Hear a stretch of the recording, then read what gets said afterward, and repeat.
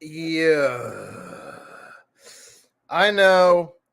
Not really happy about this one, but part of the commitment of being a fan is we got to talk about it.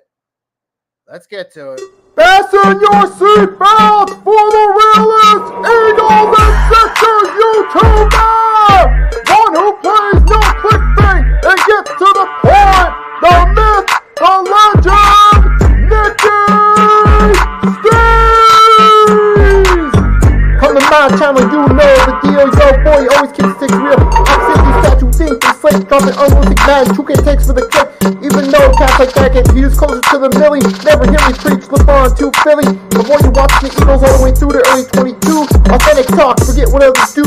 Come to my channel, you know the deal, yo boy, always keeps things real. The 24/7, 365 way, sports content for the reals that fill the day.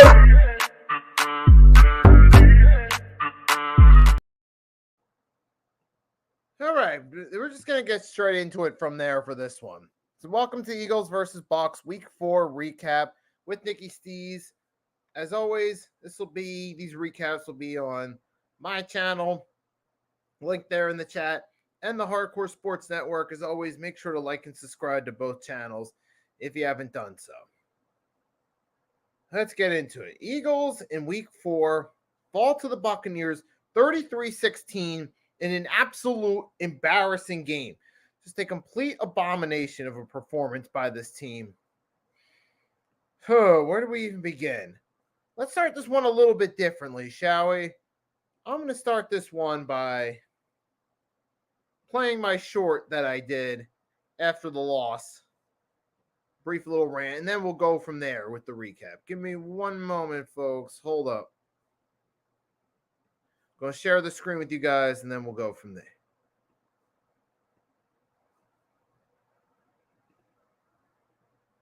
This Philadelphia Eagles team looks like a mid-team the way they're playing.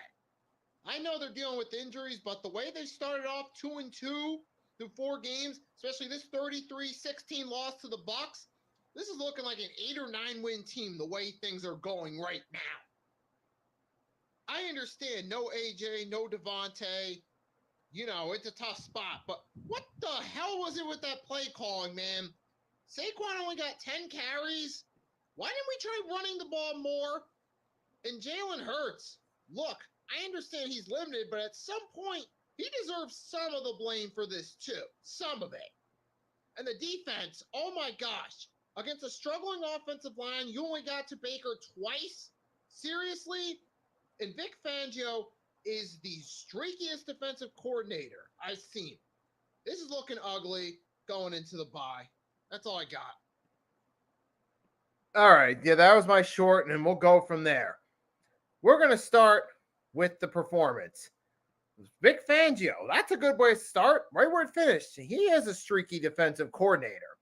And what I mean is I'll refer back to last year in Miami. They had that game, the 70-point getter against the Broncos. Defense looked good. Then the week after against Buffalo, what did they do? Give up 40 points? Exactly. Looking at Kansas City, they looked awful. And then against the Jets late in the season, that Vic Fangio defense in Miami looked solid, but the Jets were down a quarterback. And we got Rock the Artist stopping by. Thanks for stopping by for the stream. Hope you're having a great Tuesday. And we got Rock the Artist stopping by to support. And with point being is with Fangio, we saw last year with Miami. You just look at their defensive point totals they gave up. They have a few good games, but other games they wouldn't do so hot. And now, here we are. Now with the Eagles, what are we seeing here? Something similar. They have a hot performance against the Saints, which was impressive at the time. And now that Vic Fangio-led defense looked awful against the Bucs. And I understand that it was 100-degree weather because that's one of the points people are going to bring up. They're going to mention that the weather was 100 degrees outside, which is true. And yes, we did have Cam Jurgens and Jalen Carter had cramps. That did play a role in it. But at the same time, you got to understand for the Eagles, hey, you're coming into the situation in the hot weather in Tampa that you're not used to down in Philly. You have to adjust to it. Even in September, Eagles aren't used to playing in the Florida heat.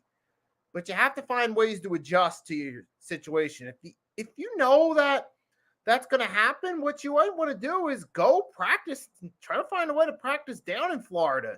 Because I'll even point this out years back when the Steelers run to Super Bowl 40, when they played the Broncos in the AFC Championship game, they practiced outdoors in Colorado to get used to the real thick air over in Denver. So the point is, it can be done. That is a strategy that can work out. Going to practice near the opposing team's home environment so you can get used to the weather change for the game. And that's something that I feel like the Eagles could do in these situations when they go down to the extreme heat down in Florida early in a regular season game. But it's something that they didn't do it, and they came unprepared for the game, and obviously it showed. But it wasn't just the heat. That was only part of the problem. They didn't come prepared for the heat, problem one. Another problem, the defense just didn't do anything. They couldn't get any pressure on Baker, as I said in that short, against a struggling offensive line they gave up 7 sacks against the Broncos, 5 against the Lions. Baker had been dropped 12 times going into this game, back-to-back games. He only got him twice in this one. And not only that, but early in the game, they were moving the ball with ease. They were just moving the ball downfield on us. Opening drive, long drive, touchdown, Mike Evans on a short screen pass. Then turn around. We got him to punt once, but then we turn around, give up another drive, give up another, and just at halftime, they had 24 on us. They were having a field day with our defense in the first half specifically. We couldn't do anything. We had no answers. Baker was looking like a Pro Bowler in this one. He was looking like a top-tier quarterback in the first half. This game, but specifically the first half. So that was an atrocious performance by the defense. And now we got to talk about the offense too, because look, I understand no A.J. Brown, no Devontae Smith, no Lane Johnson. It's tough. It's tough to move the ball without your main weapons on offense. You had to bring up the practice squad guys and have them try to make the most of it. It was tough. I understand that, but at some point in time, Shannon Sharp actually pointed this out. He pointed out on First Take that even though you're down some of your main pieces, quarterbacks such as Patrick Mahomes will find ways to win no matter who they have. And I'm thinking about him like, he's got a valid point. The Eagles do. You have to find something. I understand you needed to go with Johnny Wilson. I get that. You need to bring these guys up. You didn't have, those main guys there. So I understand you had to use Paris Campbell. I get that. And that's tough. And use Paris Campbell, Jahan Dotson. But you have to find a way to make it work. You have to. And they didn't do it. And that's part of the problem is you didn't have a clear-cut game plan when you had these guys questionable. But the game itself, they didn't find a way to make it work. And Jalen Hurts, this brings me to the next question. How much critique should Jalen Hurts receive? Because here's the thing. I understand you're short guys, but at the same time, if great quarterbacks can find ways to win games and move the ball downfield, score points, no matter who they got as the receivers. Patrick Mahomes is the modern example of that. It doesn't matter who you got. Remember when they lost Tyreek Hill? We thought 2022 they were going to take a slight step back. Nope. They blew through everyone and beat us in the Super Bowl that year. So that didn't stop them. The point is if Jalen Hurts is truly that dude, man, you got to be able to get it done no matter who you got. You're Rock saying Hurts does too much.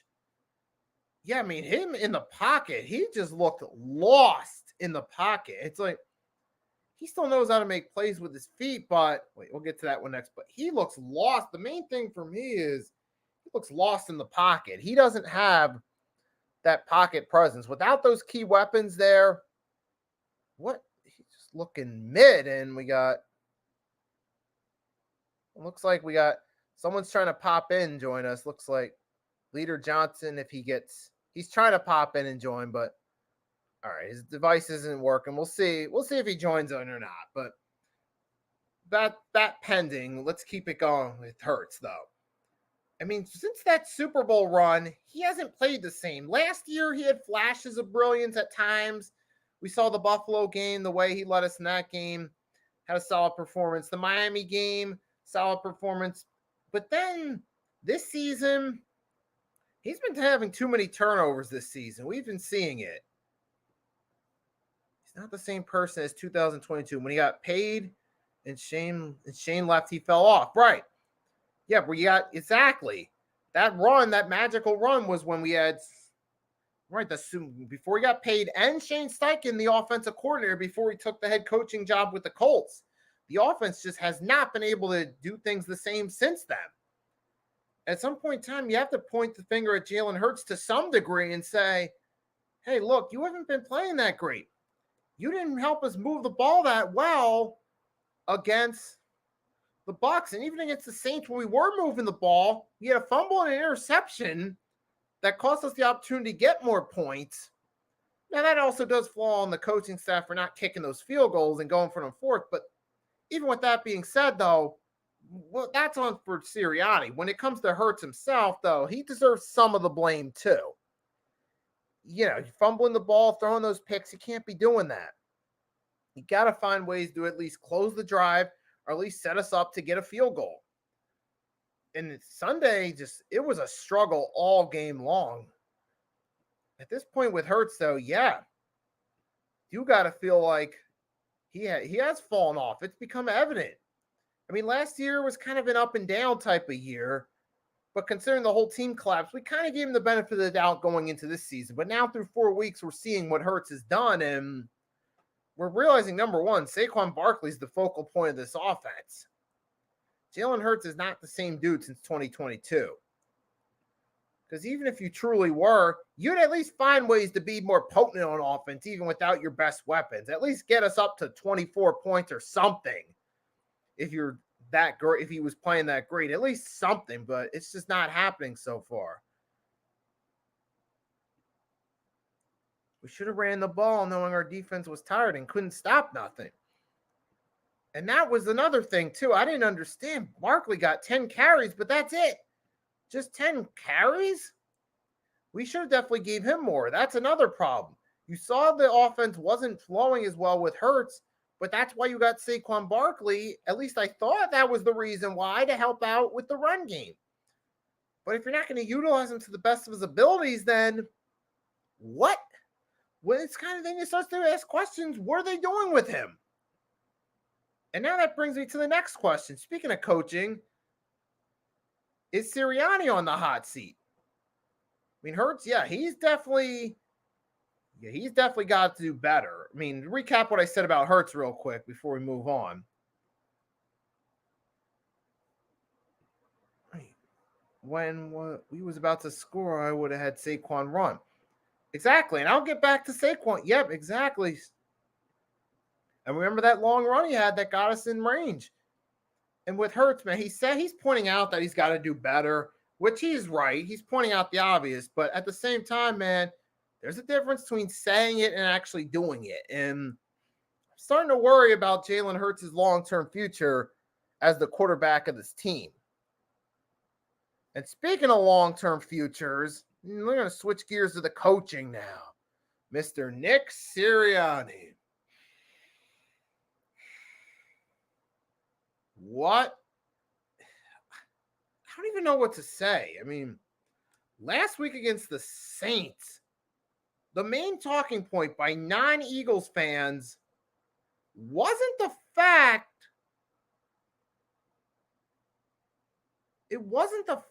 that what was I saying with the non-Eagles fans? It wasn't about the fact that we beat the Saints.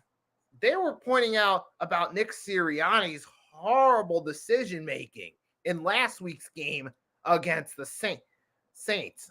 Urinating Tree, the popular YouTuber in his This Week in Sports Ball, flat out referred to Sirianni as a hack, pointed to the passing up the field goals to try to go for it twice, which didn't work, which would have gave us 6 extra points. So that's one problem there. And you see, it seems like ever since Shane Steichen left, We've seen, a lot of poor play calling from this team.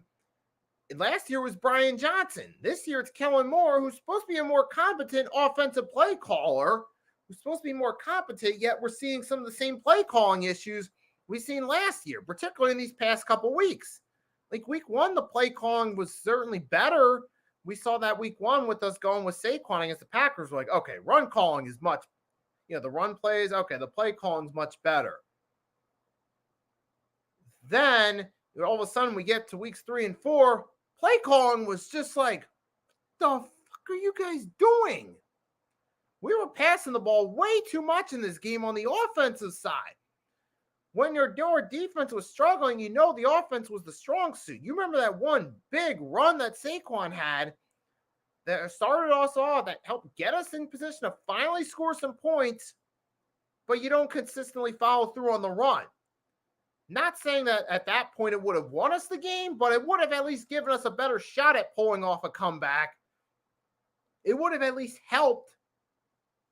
And when you're in that situation, when you're down big, you got to you got to do your best you can do on offense. If you know the run game's your best shot at pulling off a comeback, you got to go for it. You don't get, even if it doesn't work out, you got to give it your best shot. Like I was saying, if they would have just ran the ball more, we would have at least had a shot at a comeback. Not saying it would have happened, but we would have had a chance. So we should have went with that. At least if Saquon was running the ball, it's like, okay, maybe we have a chance of scoring some more points. Maybe something could happen. But really, you think about it, we should have been doing it in the first half and kept it going throughout the game. Then you're talking about an entirely different game where who knows what happens? Who knows? Maybe it's a completely different score, maybe like 24-23 or something in our favor. Who knows? Because maybe we run down their defense a little bit with long drives, and you're talking possibly a completely different game. But obviously, we'll never know now. All we know for sure is the play calling was atrocious on offense, and this is what we got.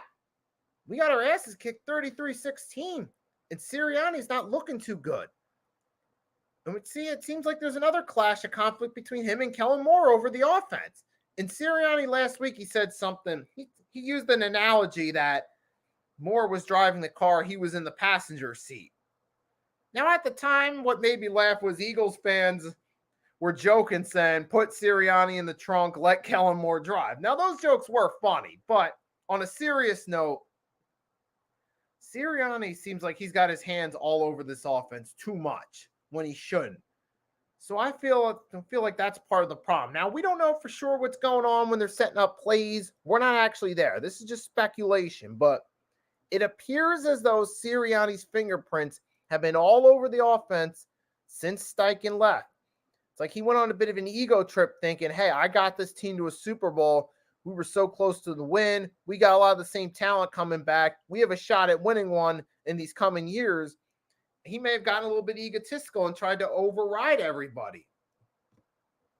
That's it. And you know what I noticed, though, too? And this goes actually back to Sirianni's first year.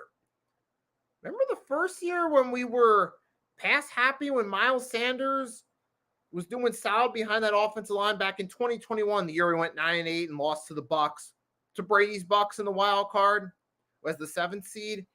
There were times during the season we were a little too pass happy when we weren't relying on Miles Sanders enough. And I remember at the time I was calling out, like, why are we not running with Miles Sanders? Why are we not running with him? And that was Sirianni's first year. And now here we are again, year 4. The similarity is we're seeing situations where we're not running the ball enough. And we got a completely different offensive coordinator. So obviously this seems like it has Sirianni's fingerprints all over it. But it seems like he's trying to have too much control of the offense, and it's not working out. The play calling's been poor. And this goes back to last year. It goes back to last year, too, where the play calling was poor throughout the season, but the talent was strong enough to help us out in the first 11 games, and then finally the poor decision-making caught us in the end. It just be...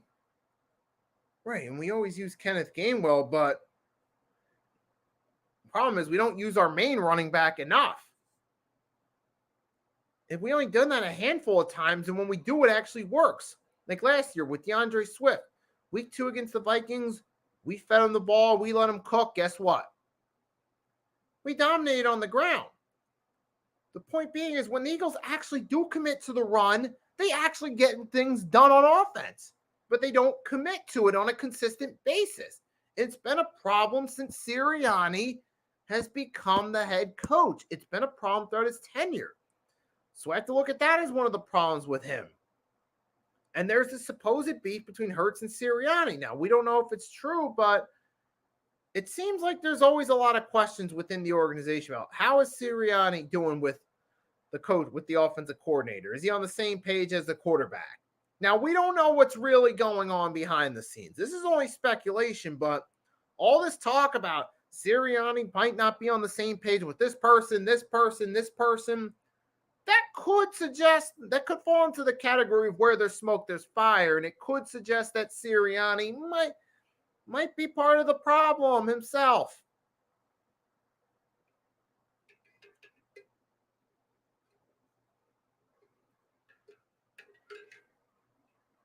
But now that I think about it, I've ranted about Fangio being inconsistent as a defensive coordinator, even before he got to Philly. Last year with Miami and again with Philly. Talked about Hurts a little bit. Now I'm talking about Sirianni. And now I got to ask this question, the closing question. Who deserves the blame the most? And that's a tough question to ask because you can look at the defense, you can look at the head coach, you can look at quarterback play. All three of them are part of the problem so far. You can definitely look at all three. But now to ask the question, who's the biggest part of the problem? I'm going to say that coaching is the main problem. That's not to excuse the poor play by the defense, some of the poor decisions Hurts has made this season, because they deserve criticism. But the coaching has not helped at all, has not helped us overcome those problems. Poor coaching has not helped us overcome the defense. And Rock's saying that he feels Sirianni's the biggest problem. That poor coaching has not helped overcome Hurts' poor pocket presence. I mean, if you have a more competent mind running the ship, actually calling the plays and setting things up, whether that be the head coach, the offensive coordinator, whoever. Let's just say it is Sirianni setting up the plays. If you have a more competent coach calling these plays, you'll at least find a way around it. You'll at least stick with the run more, set up the pass when needed, and that'll help work around Hurts' weaknesses and make the offense more competent. The defense, if you at least have a sound defensive mind in there, he'll push the defensive coordinator, Vic Fangio, to send pressure up the middle to get to the quarterback. A competent coach will at least get on their coordinators if they're not doing their job right. If you get a competent coach who feels Fangio is not pulling his weight, he'll at least pull Fangio to the side and talk to him and be like, hey, you got to tell these guys to get pressure on the quarterback up front. I'll talk about the Jordan Davises and Jalen Carters. Send them after the quarterback. A competent coach will do that. A competent coach will be like, we need to rely more on the run. The passing game works best when we have our weapons in there. It doesn't work as well when we don't have our main weapons. We don't have Patrick Mahomes as our quarterback. It's not going to work as well with second and third string wide receivers in the starting spot. We have to go stick with the run game. And he got last year's plays was the same plays as last year. Look at Brian Johnson with Washington. They ball, and it's Nick's fault. I mean, that's an interesting point now, too. You got Washington with Jaden Daniels. It's like a whole different story over there. Jaden Daniels is starting to break out in Washington. And Brian Johnson's over there. It's a completely different story. And this week, the play calling, the game we just had, it did look like a play calling from last year, as I alluded to. Yeah, definitely. Sirianni's definitely got his hands too much involved with the play calling. It seems like everyone else is getting the blame for it. So, yeah, it is him the most so far. It's become evident. There are still other people that are part of the problem, too, but Sirianni isn't doing any favors to help. He's not.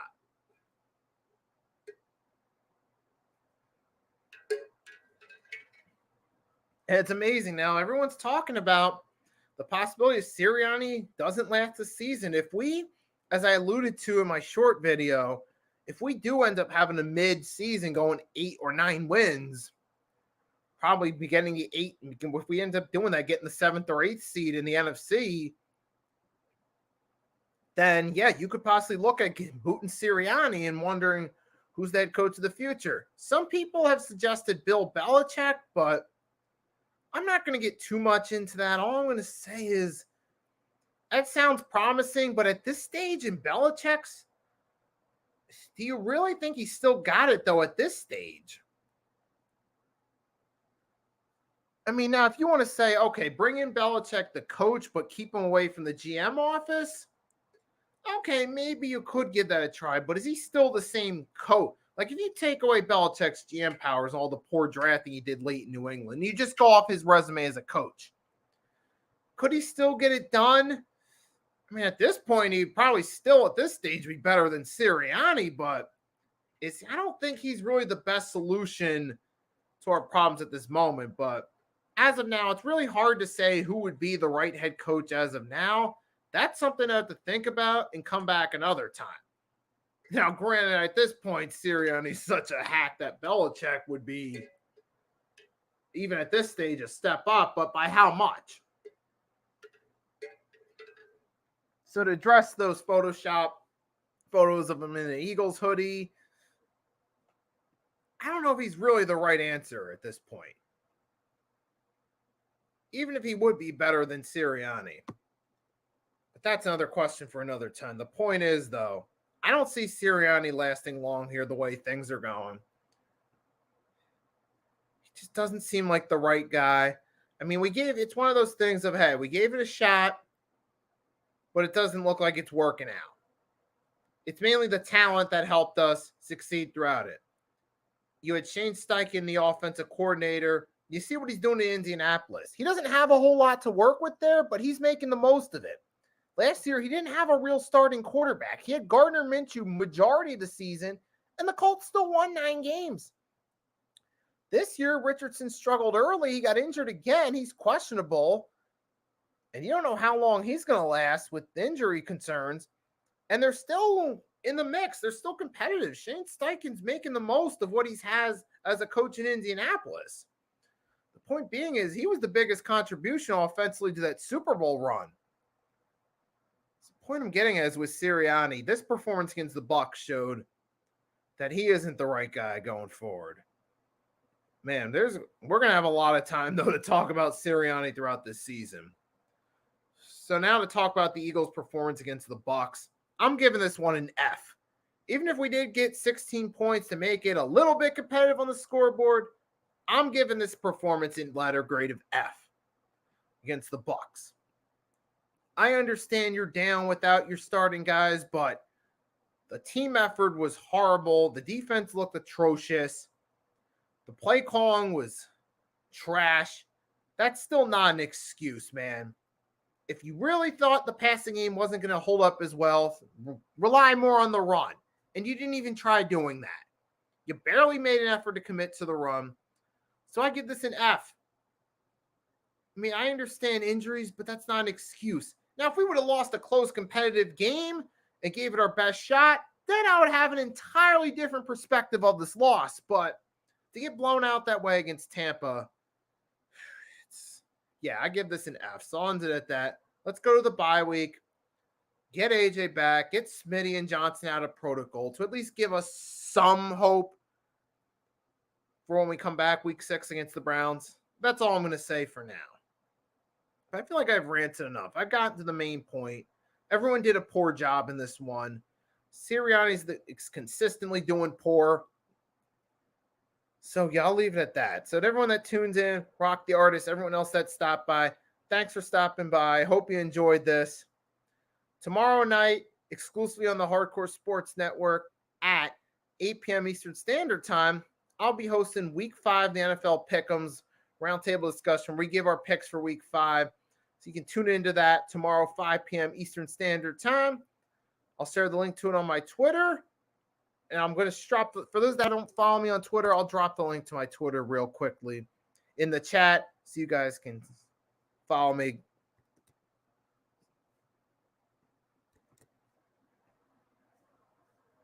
Here we go. There's the link to my Twitter. You can follow me over there if you haven't done so. So that's that right there. And yes, so to everyone that tuned in, as always, thanks for tuning in. Hope you enjoyed this. I mean, hey, it felt good to say this just to get it off my chest.